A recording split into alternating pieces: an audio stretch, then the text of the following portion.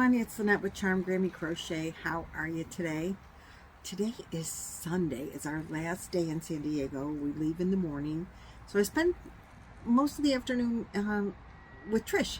I was so excited. We just hung out and chatted. We didn't even crochet. She didn't even bring any crochet. I was like, what? You didn't even bring anything to work on? But that was fine. We just chatted and we had a really nice visit, and I'm going to miss her so much. We only got to spend a few afternoons together, which is kind of disappointing. I really wanted to spend more time with her.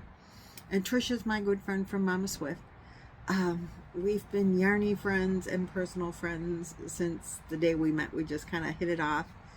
The day we met on YouTube, and she didn't have a channel at that time, and I was new to crocheting, and she taught me, her and Madonna taught me how to read patterns on a live video. Oh my god, that was horrible. We were like 4 hours, but I did make a big, it's supposed to be a big round shawl, but I used it as a table skirt for one of those little round tables, you know. That was wonderful. And Miss Madonna, if you're watching, hi sweetheart, I miss you so much. So we just had, you know, just chatty time with Trish, and it was wonderful. Then we met in Sarasota. Was that 2020, 2021? It was after COVID. I mean, during COVID. After COVID, you know. We had to wear masks and stuff at the airport. We didn't wear masks in the house that we rented, but that was Miss Billy put that on. Miss you too, Miss Billy. So anyway, that was way back then, and we've been really good friends ever since, and I'm gonna miss her, and I hate leaving her. But we're going home. Not directly home. We have stops to make along the way. And then we're going home. And yes, no, I sold my house and I don't have a home to go home to, but Ohio is home. Ohio is where my family is, and when you get back to family, you're going back home. So that's where we're going, and we'll be there until we go to Alaska. We'll be staying probably with my son. We're doing that on a see how it works out basis.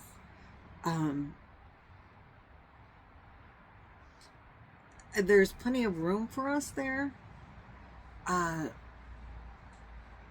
you know, every woman likes their own home, and I am real leery of treading on my daughter-in-law, and I would never ever want to do that. So that being said, we may or may not continue to stay there, but we're gonna go there. We always have the camper to go back into. Amanda doesn't have space for us. Her and Chloe share a one-bedroom house. Real cute little house, but there's only one bedroom, so there's not room for us there. And her and I would probably fight after the first week. Love her to death, but you know, we need our own space. And but we're gonna fly to Alaska. That's the plan at this point, in July, and then come home and visit with the family some more, and then go on another trip. So that's the tentative plans on how it's supposed to work. Not that that's what you hear about, but that just got me onto Trish and the fact that I'm leaving her. And we did not crochet today. But we did go to Dollar Tree because I saw somebody on Facebook put a post that Dollar Tree had big skeins of yarn at their Dollar Tree. And they had, like, I remember a pink being in there, maybe a black or navy blue, I don't know, something dark. But there were like 6 different colors. And I'm, whoa. So Trish said there's a Dollar Tree 5 minutes from here, which I needed to go to Dollar Tree anyway because I have a prize sitting here waiting for me to find a mailer to send it in, and I kept meaning to go to Dollar Tree and never did. There was like never one convenient, and we're always, you know, we travel, so we're sightseeing all the time. It's like, oh, we got to get here, we got to get there, and oh, there went a Dollar Tree. And the grocery stores don't have mailers. So I just needed a mailing bag, and I found it, and now I fill it out, and it's going to go out in the mail probably Monday or Tuesday. Well, tomorrow is Monday, and we'll be traveling. So hopefully Tuesday I will find a mailbox, a post office, and get that sent off to you. So there's that. So yesterday I just was working my fingers to the bone last couple of days. It doesn't really show a lot of progress, I'll tell you that. I did do my crocheting on this, and I have finished the first cake of yarn. And I have measured it. As far as the width goes, it is 7 inches. The pattern says, add rows until it's 15.5 inches. So I might see how it fits on me and see how it fits around my wrists. But that might be only 2 cakes. I bought 4 because I wanted to make sure I had enough. And I didn't have the pattern with me when I bought the yarn. But let's see, around my wrist, it's about almost halfway. So maybe 2 will work, or 2 and a little, I don't know. It's 400 stitches long, I know that. So it's I think turning out really well. But I got this far. Oops, ran out of yarn. So I'm going to add this one in because this one is looking pretty rough. It didn't look like this when I put it in my bag, but it looks like this now. And the other 2 don't look like that. So I'm going to use this one first. The roughest looking one's going on first. And I am making this. This is the opera wrap from Hobie. I believe, like I said, it was a free pattern, and I am doing it with a 6mm crochet hook. I use Clover, except for partial one row that I kind of changed. You're supposed to slip stitch on every other row on the sleeve part. It's the whole thing. Every other row is supposed to be a slip stitch all the way across. I'm not slip stitching 400 stitches. I am sorry, but my hands hurt to do that. And so I slip stitch the like 50-ish stitches that are on the sleeve. It's not quite 50, but I slip stitch those, and then I single crochet the rest. So when I'm slip stitching, I went to a larger hook, to a 6.5mm, just so that it wouldn't get too tight. So I did that, and now this is where I am with it. If it gets double this, I just think it might not be long enough for me. I'm a short person still, but for how I would want it to cover for me, I think 15 inches might not be big enough. But no worries. I have plenty of yarn. Oh, and did I tell you the Dollar Tree did not have the yarn? Yeah, it was real sad. Trish went to 2 other Dollar Trees when she left and said they didn't have it either. So I don't know if that was like some old post or where people were that had it, but they had a bunch of different colors. And I know I went to bed last night thinking, I got to get to a Dollar Tree. I know I don't have anywhere to put it. I have no business buying yarn.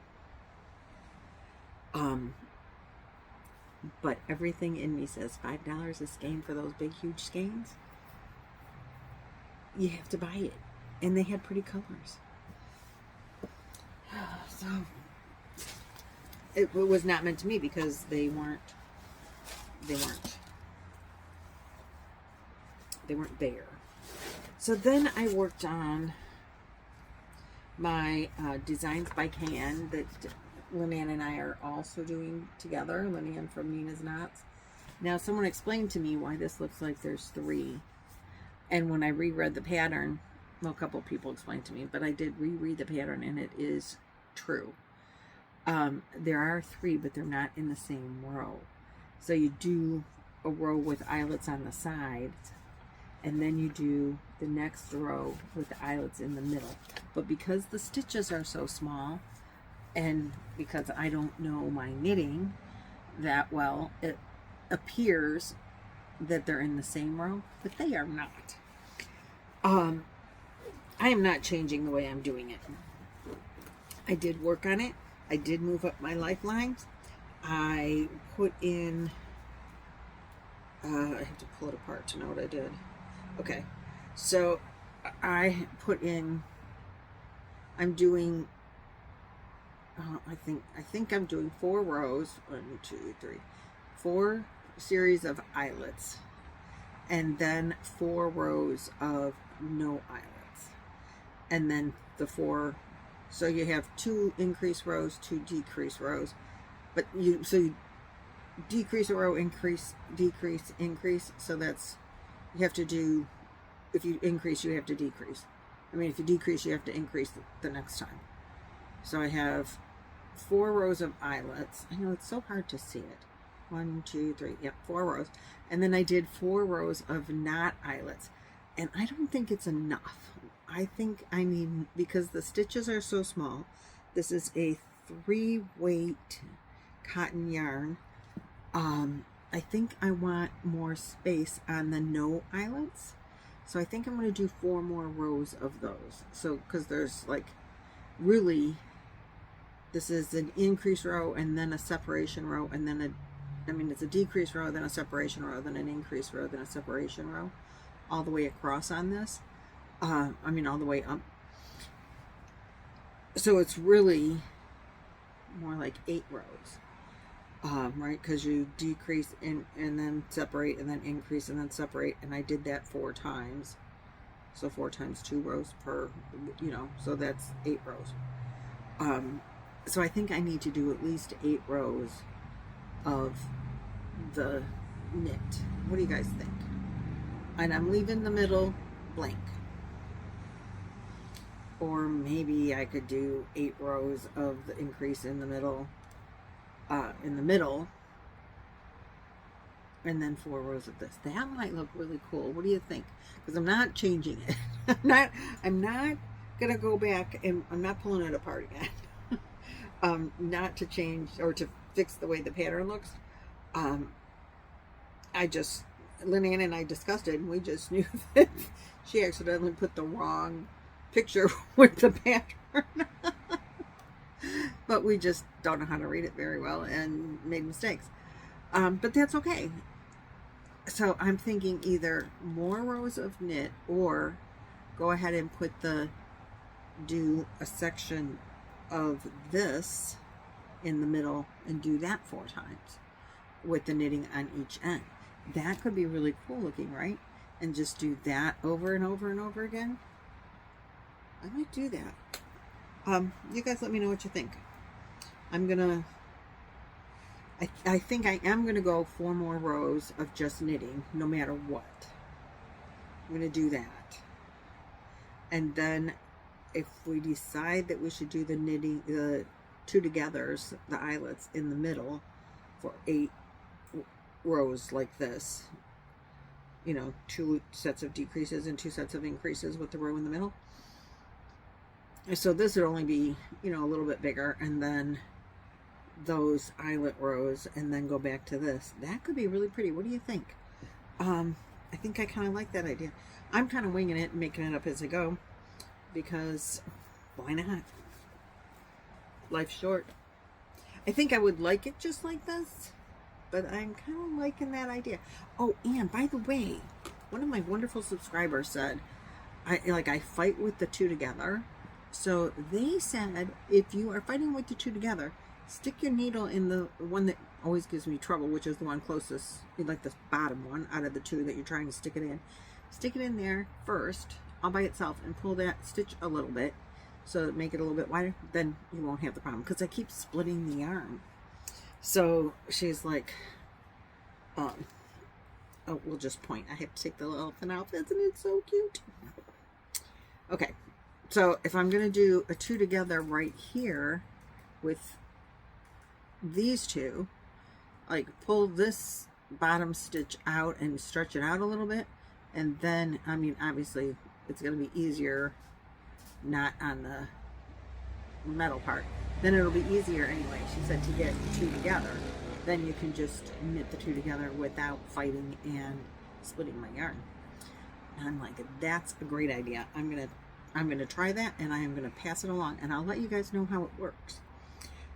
So that's my progress on the I just want to knit a shawl by designs by KN, and this is with every time I show you the yarn. This is the kind of did a local yarn store.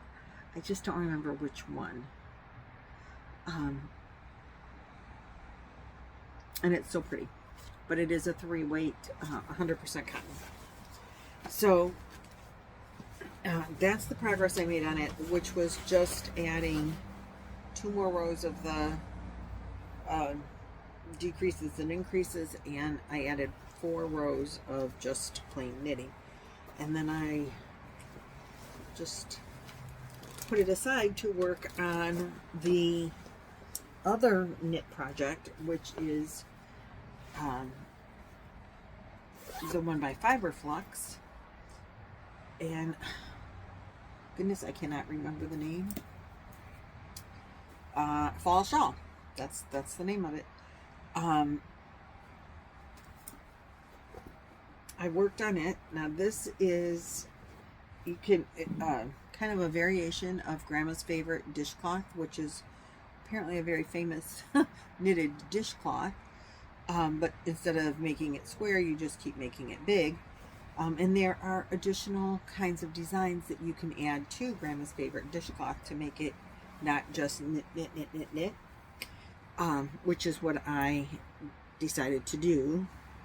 Just a little, because I fight with those two together, but I'm going to try the new thing. Now this is yarn that I purchased at, this is yarn that I purchased at Wool Market. Oh, I lost my little tag, isn't in here. Wool Market in Louisiana or Mississippi.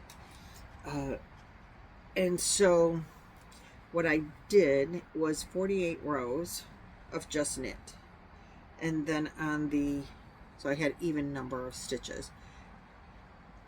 I take that back, it's probably really 43 rows, but there were 48 stitches on my hook, or on my needles. And I knew I wanted even number of stitches to do the eyelets. So I did a row of eyelets, and on this pattern you do a yarn over and then you do the 2 together, and then a yarn over and 2 together, so you're not decreasing and increasing. I mean, you're doing it all in the same time, so your stitch count doesn't change. In the other pattern, your stitch count goes down and then goes back up the next row, well, after the separation row. So I did the eyelets, and then I purled on the way back, and then I did another row of eyelets and I purled on the way back, and then knit, and I'm going to knit until I have 106 stitches.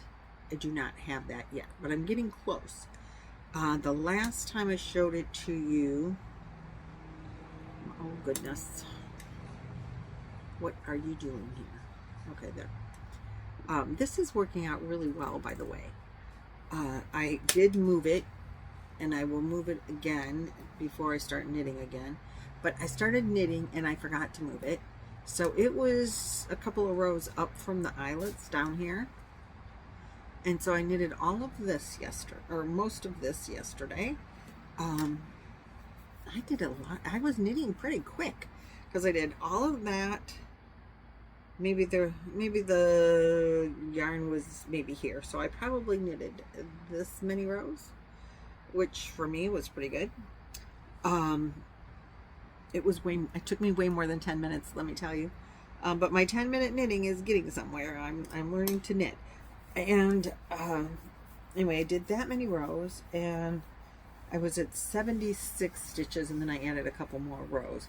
But you're only adding like 1 stitch a row, so but I know it's like whatever the stitch count was when I finished my eyelets, I added 48 to that stitch count, and that's when I'm going to make another set of eyelets, and that was at that's what gave me 106. So you can do the math. I don't remember what it was.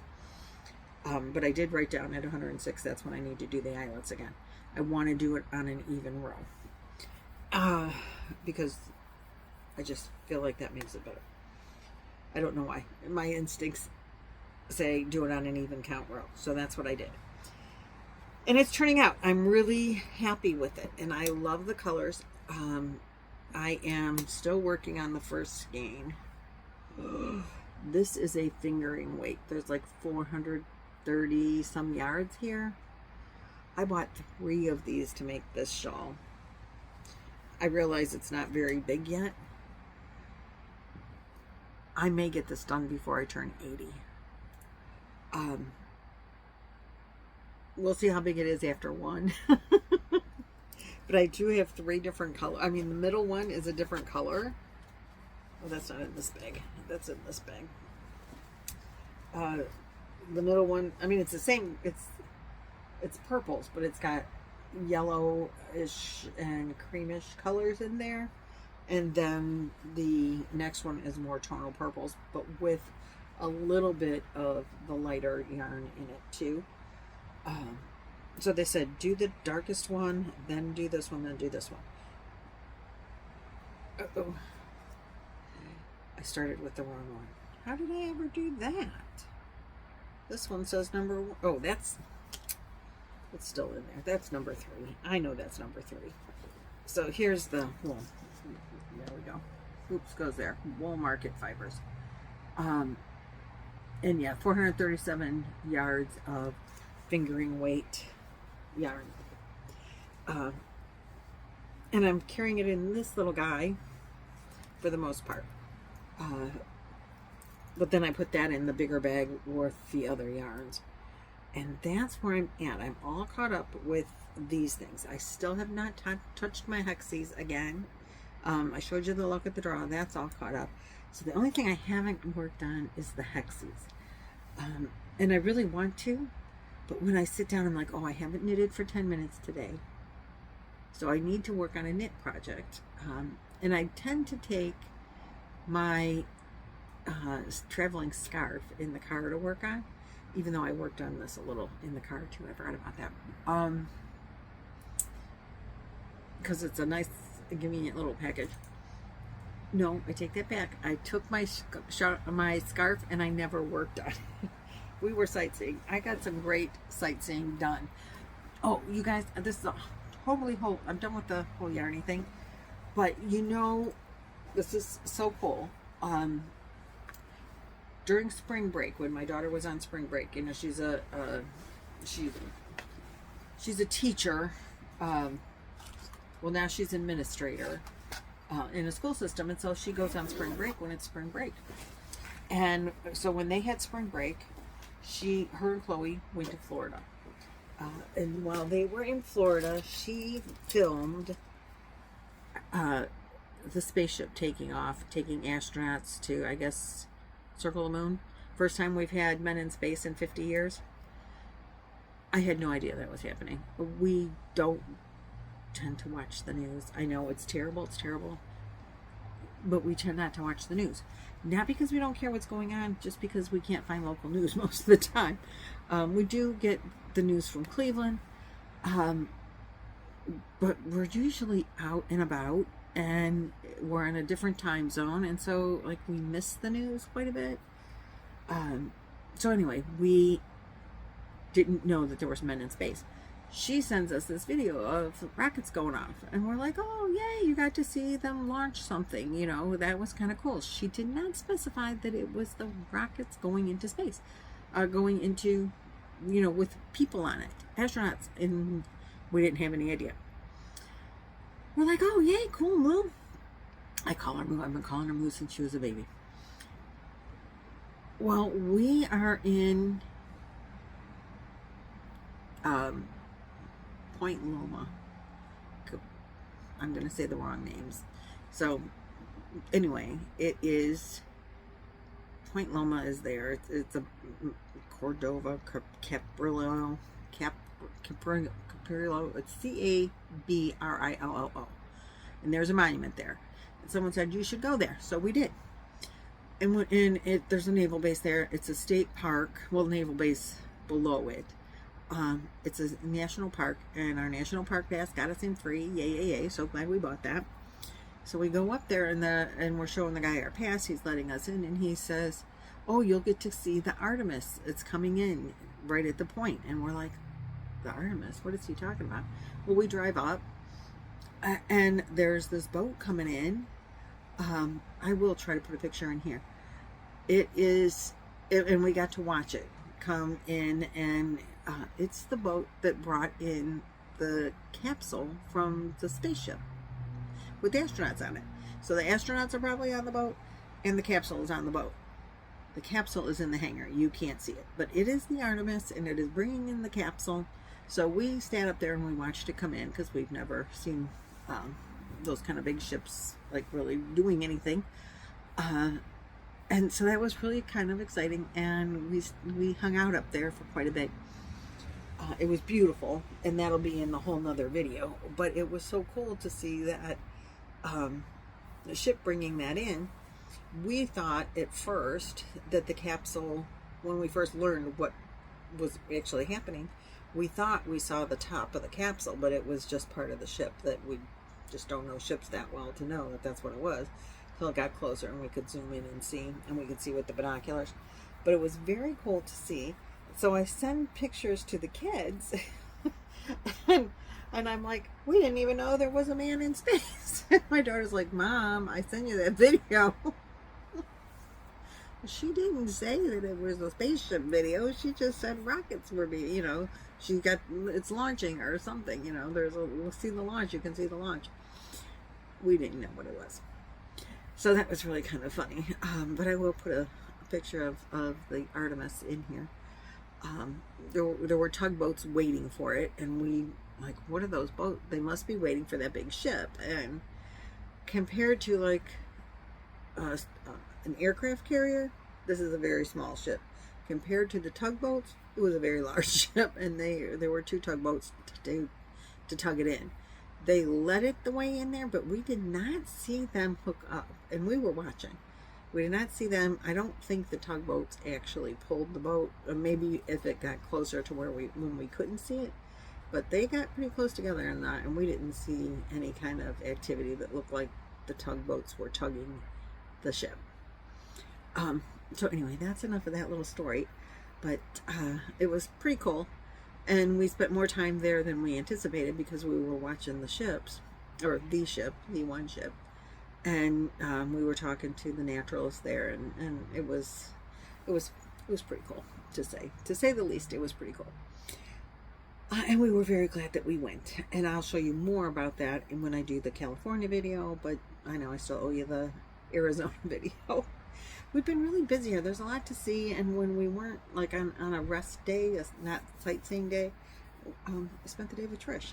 So, it is what it is. I didn't take a day to make a video about Arizona yet, but I will, and you'll get to see it, I promise. And that's all I have for you today. Thanks so much for hanging out. I'm sorry the video got a little bit long, but I had to tell you that little story. And that's all I have. So I will see you guys in the next video. Thanks so much for watching, liking, sharing. All those things that YouTube likes. I appreciate it so much. And I'll see you guys in the next video. Bye-bye.